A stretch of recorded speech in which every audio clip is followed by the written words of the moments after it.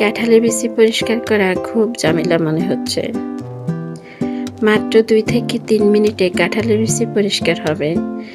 কোনো রকম ঘষা মাজা ঝামেলা ছাড়া কাঁঠালের বিচি পরিষ্কার করে নিলাম, রান্না করে নিলাম। এত কম সময় কিভাবে কাঁঠালের বিচিগুলো পরিষ্কার করে নেওয়া যায়, তাহলে সবাই চলেন ভিডিওটা দেখে আসি। বিসমিল্লাহির রহমানির রহিম। সবাইকে আসসালামু আলাইকুম। আমার নতুন আরেকটা ভিডিওতে সবাইকে জানাচ্ছি স্বাগতম। কেমন আছো সবাই?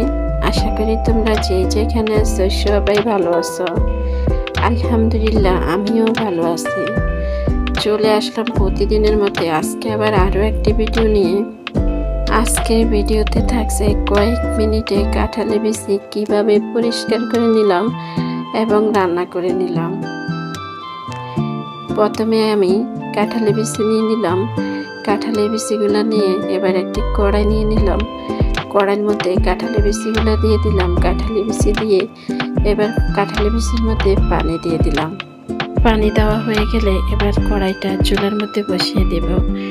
চুলাটা ধরিয়ে দিয়ে যখন পানিগুলো বলক আসবে এবার চুলাটা বন্ধ করে দিতে হবে। এবার কাঁঠালের বিচিগুলো নামিয়ে নিলাম। এবার একটি প্লেটের মধ্যে কাঁঠালের বিচিগুলো নিয়ে নিলাম।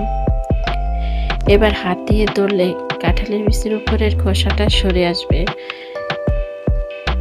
সরে আসলে আপনি চাইলে এই চামচ দিয়ে কাঁঠালের বিচির উপরে লাল অংশটা সরিয়ে নিতে পারেন, বা চামচ ছাড়া হাত দিয়ে এভাবে ধরলে উপরের খোসাটা চলে আসবে।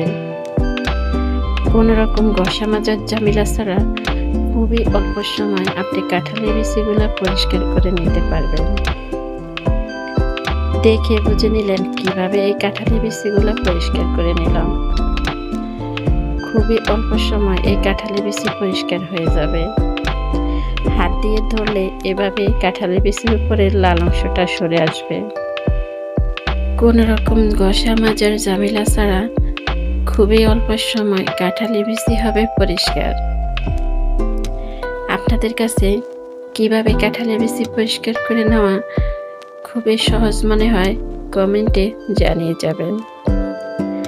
আমার ভিডিওটা দেখতে দেখতে আমি জানি না একটু পর্যন্ত আমার সাথে তোমরা কে কে এসেছ। ভিডিওটা দেখতে দেখতে একটু পর্যন্ত তোমরা কে কে এসেছ। তোমরা যারা এসেছ একটি লাইক দিতে ভুলে গেছো, একটি লাইক দিয়ে দাও। আর এরকম সহজ সহজ ভিডিও পাওয়ার জন্য এখনো তোমরা যারা আমার চ্যানেলটা সাবস্ক্রাইব করোনি, তোমরা চাইলে আমার চ্যানেলটা সাবস্ক্রাইব করে দিয়ে রাখতে পারো। আমি যখন যে ভিডিও ছাড়বো তোমাদের কাছে নোটিফিকেশন চলে যাবে। তোমরা তোমাদের সময় সুযোগ বুঝে আমার ভিডিওগুলো দেখে দিতে পারো। আর তোমরা যারা এই কাজটা করেছো তোমাদেরকে জানাচ্ছি অসংখ্য অসংখ্য ধন্যবাদ। আর তোমাদের সবাইকে আরও একবার জানাচ্ছি অসংখ্য ধন্যবাদ প্রতিনিয়ত এভাবে আমাকে সাপোর্ট করার জন্য। তোমাদের সুন্দর সুন্দর কমেন্টে আমিও আবারও চলে আসি তোমাদের মাঝে আরও একটি ভিডিও নিয়ে।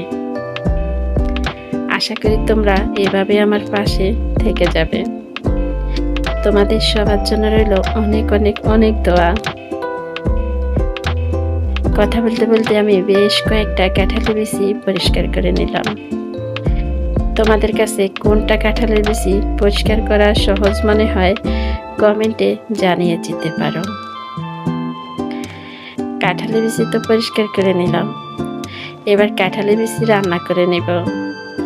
আমি তো ভিডিও শুরুতে বললাম কয়েক মিনিটে কাঁঠালের বিচি হবে পরিষ্কার। কাঁঠালের বিচি তো পরিষ্কার করে নিলাম। এবার কাঁঠালের বিচি রান্না করব কি দিয়ে? কাঁঠালের বিচি রান্না করব আজকে সবজি দিয়ে। কাঁঠালের বিচি রান্না করার জন্য এখানে একটি বেগুন নিয়ে নিলাম। বেগুনটা এরকম কিউট কিউট করে ছোট ছোট করে কেটে নিলাম। তোমরা তোমাদের পছন্দ মতো কেটে নিতে পারো। এই বেগুনগুলো রান্নার থেকে ভাজা খেলে সবচেয়ে বেশি ভালো হয়। আমি আজকে কাঁঠালের বিচি দিয়ে রান্না করব। কাঁঠালের বিচি কিন্তু সবাই খেতে পছন্দ করে। কাঁঠালের বিচির ভর্তা, কাঁঠালের বিচির রান্না, কাঁঠালের বিচি ভাজা খেতে অনেকে পছন্দ করে। আমার কাছে তো কাঁঠালের বিচি অনেক ভালো লাগে। তোমাদের কার কাছে কেমন লাগে কমেন্টে জানিয়ে যেতে পারো। বেগুন কেটে নিলাম। খুবই অল্প সময় অনেকগুলা কাঁঠালের বিচি পরিষ্কার করে নিলাম। কাঁঠালের বিচিগুলো দিয়ে দিব পাশে। কাঁঠালের বিচি বেগুন দিয়ে আজকে আমি শুটকি দিয়ে রান্না করব। তোমরা কে কে কাঁঠালের বিচি দিয়ে শুটকি দিয়ে রান্না করে খেয়েছো কমেন্টে জানিয়ে যেতে পারো। কাঁঠালের বিচির সাথে আমি দিয়ে দিব একটি কাঁকরোল। কাঁকরোলটাও আমি কেটে নিলাম।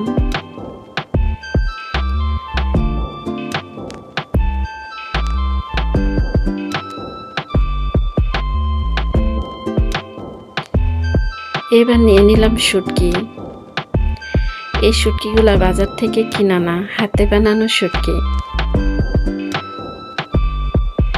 এবার শুটকি দিয়ে খুব অল্প সময় কাঁঠালের বিচি বেগুন কাঁকরোল রান্না করে নেব। আজকের ভিডিওটা কেমন হয়েছে সবাই কমেন্টে জানিয়ে যেতে পারো। লাইক দিতে ভুলে গেছে যারা একটি লাইক দিয়ে দাও।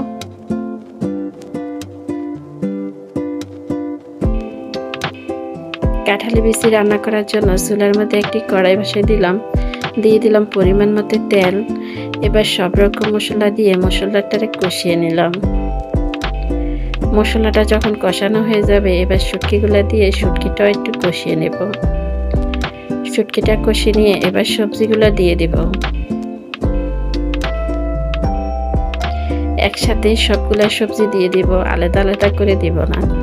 চুলার আঁচটা কমিয়ে রেখে সবজিটা রান্না করে নেব।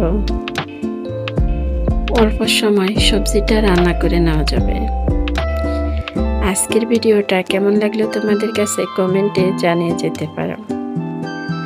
আজকের মতো আমি এখানেই বিদায় নিলাম। তোমরা সবাই ভালো থাকো, সুস্থ থাকো। দেখা হবে, কথা হবে পরবর্তী ভিডিওতে। ও পর্যন্ত সবাই ভালো থাকো। সবাইকে আল্লাহ হাফেজ। আসসালামু আলাইকুম।